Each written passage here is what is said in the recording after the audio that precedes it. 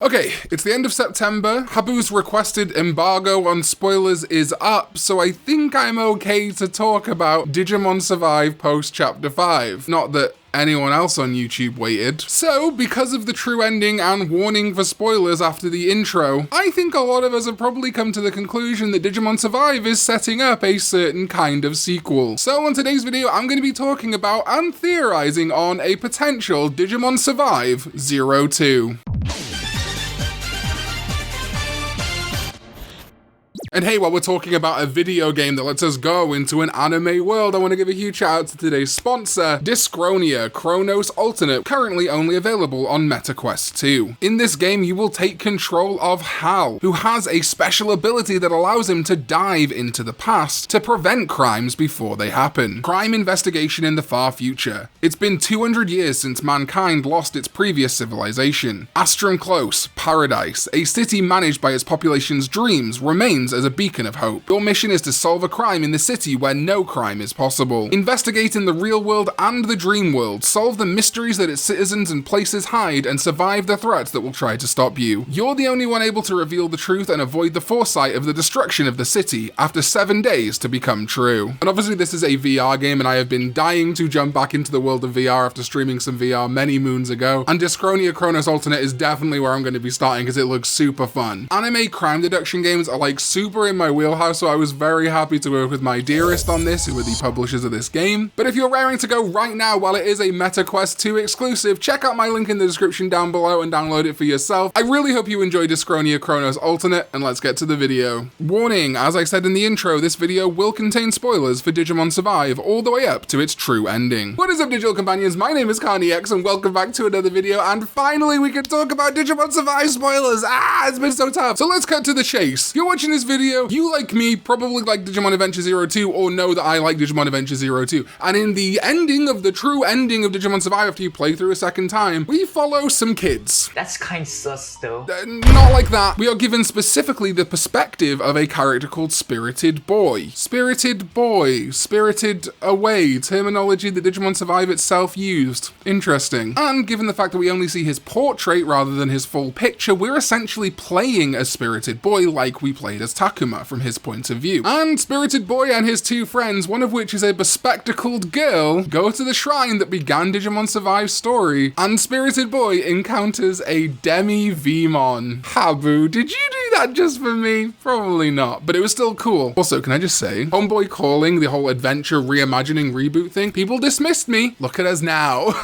You can all suck it! So I think this is either setting up Digimon Survive 2, or at very least homaging Digimon Adventure 02. I feel like the true ending should be a hint at a sequel, so I kinda hope Digimon Survive gets one. The details are very scant. All we see are Spirited Boy, the Yoli stand-in, and the Cody stand-in, I guess. And so while I ideally hope Survive sold enough for Habu to want to make a Survive 2 with improvements, that is all the details we have right now, so I'm gonna get fanfic mode on you. Listen, did I nail the predictions of who the evolutions would be for everyone? No, Proto and I messed that up. Did I nail the adventure homages though? Yeah, really well actually. I even kinda called the whole Miyuki thing, which I was super proud of. So here's me fanficking, because all of you say you want to see it. Well, strap in. This is what you asked for. We're going to talk about some potential ideas, things that I would like Digimon Survive 02 to have, and where I think the game might go in future if they do a sequel. So first of all, Spirited Boy, of course, is going to get partnered with a Demi-Vmon, who will likely become a Vmon. However, I think the other two will likely get new partners. If they kind of keep up the themes of the first Survive, I can see Vmon being the same, but then Yoli's standing getting something new, and Cody's standing getting something new. Survive partners also generally pulled from the first couple of V-Pets, so the digital monsters and the pendulums. I think the 02 partners would maybe pull from a slightly more recent field, but it's really hard to tell where Habu would go with it. Would he introduce a bunch more recent Digimon? For example, Bancho Stingmon is in Kunimon's line in Survive, so would more recent Digimon be on the table, or would he still try and represent older, underused Digimon for a 02? Either way, I could see something like the Cody stand-in's partner being something like Bearmon, and the Yoli stand-in getting something like Tapirmon, but if modern Digimon are on the table, Pomimon could be fun too. It also makes a ton of sense to me that Miyu and Miyuki would return as TK and Kari stand-ins. When you return to the real world in Chapter 8, Miyuki is basically doing the Kari role to Takuma's Tai. It's a very different setup, but you know, older brother, little sister kind of vibes. In the real world, it's very much that episode of Digimon Adventure where Tai returns to the real world. So an older Miyuki who's now more aware of the modern world, and an older older Miyu would make a ton of sense, plus they were on the original adventure, same as TK and Kari. Renamon being a very tall rookie even kind of makes it make sense as an allegory for Gatomon. And technically Renamon or Haru did kind of work for the enemy too, kind of, which makes it very Gatomon-esque. To me, Garurumon and Renamon in Survive kind of share that role a little bit. And I also think there would be a Ken stand-in who may be a villain this time, or they may do something a little bit different with it, but I think regardless, a 6th kid is going to join the party to enable us to do something which I think is obvious for this game. If we're doing a Survive 02, we're upping the stakes. Adding Armor Digivolution and DNA Digivolution would be a no-brainer. However, this does make for some interesting things because of Survive itself. If the main kid is getting a Vmon, his DNA Digivolution should eventually be Paildramon and Imperialdramon. But Kunemon kind of got Dual Beamon and Bancho Stingmon. So that would mean that we would have to give this new guy a Wormmon and a Stingmon, which thankfully wasn't in Survive, but then new Evos, so either no ultimate or a different ultimate to Dual Beamon. Basically anything is on the table from that point as to what that could possibly be, maybe even like a new version of Stingmon, Frost Stingmon, oh my god. But the key difference between the 02 partners and the Survive/Adventure partners is that generally all the 02 partners are mostly free types, as opposed to being Vaccine, Data, or Virus, or Harmonious, Moral, and Wrathful. So either they would have to stay free type, which would kind of shake up the balance a little bit, or they would be assigned Vaccine, Data, or Virus typings, which has been done plenty of times in plenty of video games. So it's definitely not unheard of. However, the protagonist Digimon being free, as I said, might be an interesting new shaker. Imagine a main line of free attributes, but then your morality still affects the evolution. And for example, Paildramon is a data type anyway. So then we're just going to get really into just making stuff up. If we treat Demi-Vmon as the new Koromon, that will therefore become Vmon, presumably then the main character would be the one that would still get branching paths. I personally, for a sequel to Survive, would like everyone to have multiple branching paths, but it might not be something Habi wants to do. So for Vmon at least, it would make sense that if his main free line, he only got X Vmon, which is literally free. You can get it in addition to your morality just by leveling up. Probably the first champion that Vmon would get by default, but it is locked at champion. It does not digivolve further no matter what you do, unless you DNA digivolve it with Stingmon to obtain Paildramon, Imperialdramon, and Paladin mode as one of this game's kind of Omnimon stand-ins. And I think this would be an affinity thing. So you would have to raise affinity with the Ken stand-in on purpose to be able to unlock Paildramon, which would make things a little bit more interesting. Having morality and affinity affect everyone's evolutions, but specifically the main characters. But then if Vmon were to also have morality-based evolutions, I think his vaccine line would be Vidramon, Aero Vidramon, and Ulforce Vidramon, maybe even Future Mode as well, those all being vaccines. The virus being Cordramon Green to Groundramon and Breakdramon feels like a really good set to me. Data is tough. There are a lot of data Digimon that kind of fit at one level, but not at another. There's really no Dramon species that are data at champion level that fit for Vmon that aren't armor evolutions, which we'll get to in a little bit. So I've just gone with Centaurmon to Nightmon to Dynasmon for the data line. I'm sure there's a better champion someone could think of there, but let me know. But as I mentioned, this is where I think Survive 02 needs to up its game as far as affinity goes. Affinity was kind of lackluster in Survive. Morality was too, to an extent. So I think affinity should not just affect some deaths and that particular person's partner evolutions, but also the ability to DNA digivolve with them. And in addition to that, how well their buffs will work in battle and how well they will affect everyone. I think raising everyone's affinity or not raising certain people's affinity should have a deliberate knock-on effect to Digivolution and to your gameplay. Characters should die at different moments. Characters should be available in battles at different moments. The big thing I'd like to see in Survive 02, believe it or not, more than Adventure 02 references, are a greater importance on how much the story branches and how much affinity and morality affect it. Because as much as I love Survive, it really only was Chapter 8 onwards that mattered in the original run and Chapter 3 onwards kind of in the second run. And even then, your 3 and 5 decisions still only affect some text boxes until Chapter 8 when things change a lot. And I also think affinity could decide who people will share their armor digi-eggs with. Yes, I think armor digivolution should absolutely be in Survive 02, it just makes sense. And I would see armor digi-eggs being a nice step up for evolution that acts as quests, maybe even optional quests for the second egg for each kid. I still very much think that there could be a digivolution inhibitor at play in this game. It could be like a Digimon Emperor style kid, again it could be that 6th Ranger, or it could be because the worlds of Survive, the Kemonogami and the humans are merging together, maybe like a Hypno style force from Tamers could step in. Habi was very clearly inspired by Adventure, but there was also a lot of Tamers folded in throughout. So perhaps taking a kind of Yamaki figure, maybe one of the kids, maybe Shuji would be the Yamaki figure of this time, make him a bad guy again, and like a Hypno style thing that inhibits Digivolution to stop Digimon from going crazy, which would mean that the Digidestined, the Kemeno Destined, would be forced to use armor digi-eggs for like half the game. And if a character dies or their affinity is too too low with the main character or each other, because I do think there should also be a way for individual characters to raise their affinity. Perhaps if you pair off two characters for a story mission or something, their affinity raises. But then also if a character dies, which I think should be able to happen to every one of the main casts somehow, especially with this more limited cast, then you can't use their armor Digi-Eggs on your Digimon or anyone else's Digimon because they're dead. Their digimental energy is gone. I also fundamentally believe that while yes, it would be a little bit too much to kill off partner Digimon if they die in battle, I think recruitable Digimon death should be permadeath in a sequel. It would make them feel more like a precious resource and incentivize you to recruit more. By the second half of Survive, my first playthrough, I really didn't care about recruiting Digimon unless it was a Digimon that I really liked, who was super strong. I had like Magnadramon that was like a healer. I didn't need any more Digimon and I couldn't be bothered raising them up. If Magnadramon could get permadeathed in battle,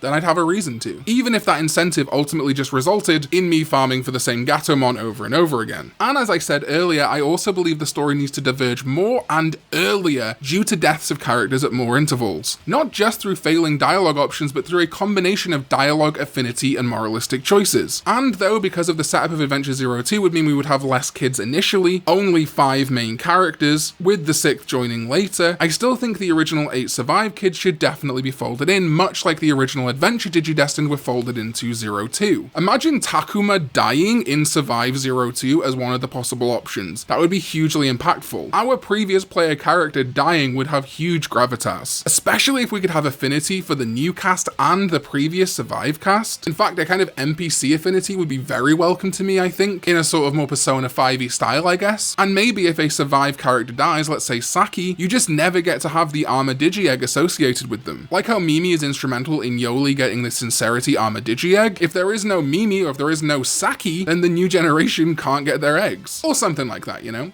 As far as enemies go, Digimon Resurrection is a little bit inconsistent in Survive. It's intimated that if someone has a partner, they can come back, but if the partner dies, the Digimon will die. Theoretically, every Kemonogami could have a human partner, so if Arukenimon's human partner is still alive, if she has one, then Arukenimon could be back, or in Survive Zero 2, it could just be Mummymon. I also think a Myotismon villain would be good here, Venom, Mallow, whatever you want to use, and an Oikawa type character would be interesting too. We know for a fact because of the rituals and the temples and stuff, people have gone to the digital world before, and it wasn't called the digital world until now. So what's saying that there wasn't an Oikawa type figure, and maybe the dad of one of the new Digidestined, who were doing research on the Kemonogami beforehand? At some point along those 50 years between Miyuki and Haru's first experience and the Survive cast's experience, other people would have heard about Miyuki disappearing, so other people would have looked into it probably. And I think Zero 2's story style of coming and going to the digital world rather than being stuck there would also be a great fit for a sequel and shake things up. Expecting Survive Zero 2 to just be another, oh, we're stuck in the digital world, and then them just leaving the digital world like the moment in Chapter 8 we were all so shocked by. But then there could also be situations where the kids can't go back or they can't leave. Maybe this Hypno-style organization that I talked about just finds a way to stop people from traversing between the two. Or maybe a Digimon does it. Or maybe humans and Digimon become so disconnected again that the barriers between the two worlds reaffirm themselves. Also, imagine a Blackwall Greymon style character arc, but in a Survive game that really gets to explore the gravitas and the depth and the death that could involve. Oh my god, there is so much going on here, so much potential. Anyway, I have rambled for far too long. I hope you enjoyed this. This is kind of a look to the future and a theory video, I guess, a little bit of both. If you're looking for some more flavor on Zero 2, my bud the Digino did a video on what he would do with a Zero 2 reboot that's kind of a sequel to Digimon Adventure 2020. Definitely recommend checking that out. I also want to give a shout out to Darth Animal, who was in my Twitch chat when I first saw the True Ending, and our kind of brain sparked and we were like, oh my god, Adventure Zero 2. I said I'd give him a shout out when I made this video, so shout outs to Darth Animal. And of course, huge shout outs to my Sovereign ZDK14, as well as all the names you can see on screen right now for supporting this channel with their hard-earned money. You guys absolutely rock. Thank you so much, Digidestined,